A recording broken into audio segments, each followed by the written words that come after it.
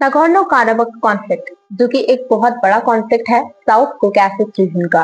ये particular conflict Armenia और Azerbaijan के बीच में है और इसके हिस्टोरिकल इम्प्लीकेशंस हैं वर्ल्ड पर, इसीलिए इसे समझना जरूरी है। इसका हिस्टोरिकल बैकग्राउंड बहुत बड़ा है। अब नागोर्नो काराबख एक ऐसा रीजन है जो कि लैंडलॉक्ड है और कोकासस रीजन में पाया जाता है।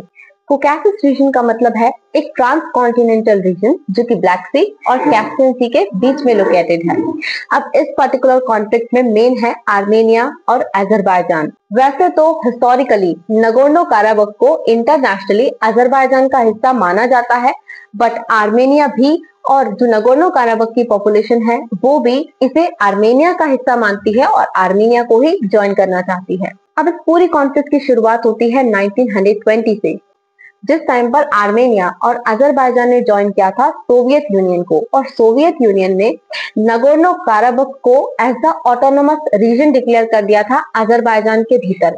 अब अजरबैजान में मैक्सिमम पॉपुलेशन यानी मेजोरिटी पॉपुलेशन मुस्लिम है, जबकि नगोर्नो काराबख में जो मैक्सिमम पॉपुलेशन है 90% पॉपुलेशन वो आर्मेनियन है यानी क्रिश्चियन पॉपुलेशन है।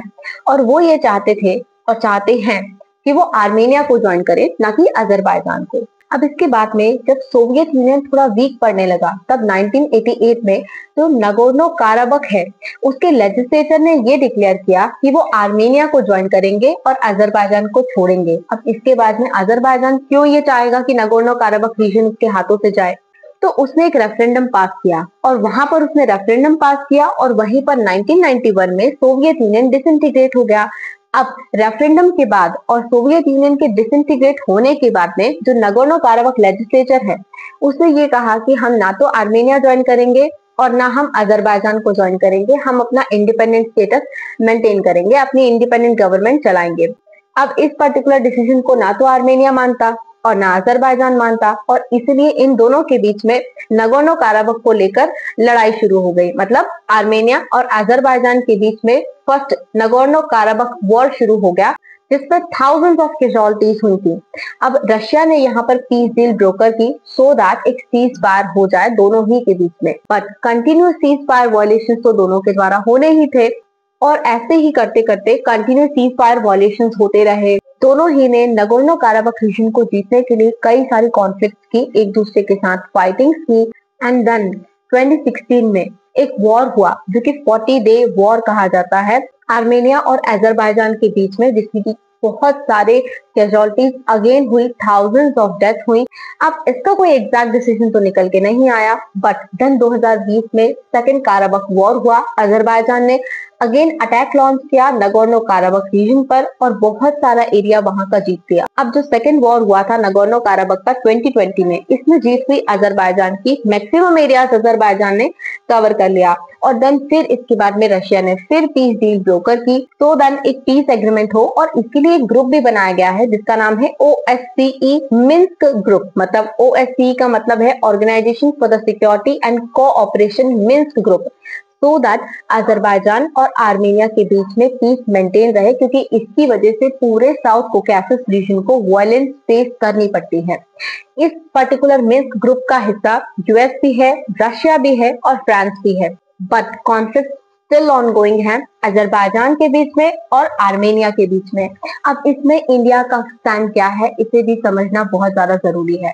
देखिए, इंडिया का कोई क्लियर स्टैंड इस पर नहीं है, क्योंकि इंडिया के पास में साउथ कोकासस रीजन की कोई एग्जैक्ट पॉलिसी नहीं है। As we have the policies like act east policy, central Asia policy, neighbourhood first policy, but हमारे पास में साउथ कोकासस रीजन के लिए कोई एग्जैक्ट पॉलिसी नहीं है। बट इंडिया किसका साथ दे सकता है और देगा, इसे इस चीज से समझ सकते हैं कि हमारे रिलेशंस आर्मेनिया के साथ में बहुत अच्छे हैं। बहुत अच्छे बायलैटरल टाइज हैं इंडिया और आर्मेनिया के बीच में, और इवन आर्मेनिया जो है वो इंडिया से हमारी जो स्वाति मिलिट्री राडार्स हैं उन्हें भी परचेज करता है अपने मिलिट्री ऑपरेशंस के लिए। और भी कई सारी डील्स इंडिया और आर्मेनिया के बीच में है। और सबसे बड़ी चीज ये है कि जो आर्मेनिया है वो इंडिया का सपोर्ट करता है कश्मीर इशू पर, और जबकि जो अजरबैजान है वो पाकिस्तान का सपोर्ट करता है कश्मीर इशू पर। तो यहाँ पर एक स्टैंड आ जाता है कि इंडिया विल सपोर्ट आर्मेनिया क्योंकि वो हमें कश्मीर इशू पर सपोर्ट करते हैं, बट अजरबैजान के साथ में भी हमारी डीलिंग्स अच्छी हैं, क्योंकि जो अजरबैजान है वो INSTC का हिस्सा है। INSTC का मतलब है India north south transit transport corridor, जो कि इंडिया और रशिया को कनेक्ट करता है सेंट्रल एशिया के थ्रू। मतलब सेंट्रल एशिया की कई सारी कंट्रीज इस पर्टिकुलर INSTC में इंक्लूडिंग है। अजरबैजान भी इसका हिस्सा है। और इंडिया को अजरबैजान की जरूरत इसलिए भी है क्योंकि अगर हमें तुर्की तक पहुंचना है तो देन हमारे पास में फिलहाल में जो एक रेल लिंक रूट है तुर्की तक पहुंचने का, हम उसे बाईपास कर सकते हैं और अजरबैजान की हेल्प से तुर्की का रास्ता हमारे लिए साफ हो जाएगा, ताकि हम अपनी डील्स तुर्की के साथ में ब्रोकर कर सके। But Azerbaijan has a very strong relation with Pakistan and due to that हमारे कुछ एफर्ट्स अजरबैजान के साथ में कंपैरेटिवली कम हो जाते हैं। तो अगर सेंस की बात की जाए इंडिया की, तो then it goes more with Armenia and less with Azerbaijan. Now एक न्यू सेंस है आर्मेनिया और अजरबैजान के बीच में, वो है पीस एग्रीमेंट जो आर्मेनिया और अजरबैजान ने एक दूसरे के साथ किया है, सो दैट जो कंटिन्यू कैजुअलिटीज होती हैं और कंटिन्यू कॉन्फ्लिक्ट है नगोर्नो काराबख रीजन को लेकर, वो कुछ सॉल्व हो जाए। बट इन लोगों के दोनों के स्टैंड क्या होंगे और नगोर्नो काराबख रीजन डिक्लेयर होगा किसका, ये किसी को भी नहीं पता।